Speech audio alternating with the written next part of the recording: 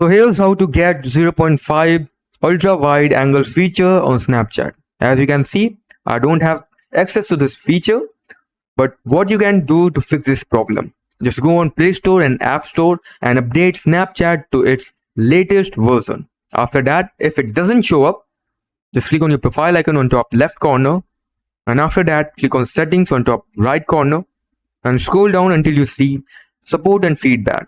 Now click on bugs and suggestions, go to report a bug, click camera, click on select topic, and here select camera features. Now here write, my account doesn't have access to the ultra wide camera feature. Please fix this problem as soon as possible. After that, just click on submit and Snapchat will fix this problem. Alternatively, what you can do, just go back to your camera option, camera page, and click on explore. Now here, click on ultra wide lens. Now here, type on the search bar ultra wide lens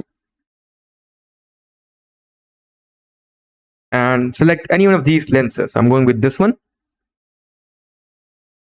Alright, this is not effective, but yeah, it will create an illusion like ultra wide lens. So that's it for the video. Thanks for watching.